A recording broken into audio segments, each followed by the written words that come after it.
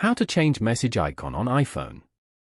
To get started, first of all go ahead and open up the Shortcuts application on your phone. Make sure your Wi-Fi connection is on. Now, tap the plus icon in the top right corner to create a new shortcut. On the next screen, tap on the Open App option. Here, tap on the blue app placeholder and select Messages app to create a custom icon. Then tap the drop-down menu icon at the top of the screen and choose Add to Home Screen option. This pops up a preview of the home screen icon. Now, choose a photo for the icon that you want for the app from your photo gallery. Then, change the app name as you wish. Once the new name and icon are set, tap on Add in the top right corner. The new custom icon is now on the home screen. Following these steps, you can easily change the message icon on an iPhone. Thank you for watching.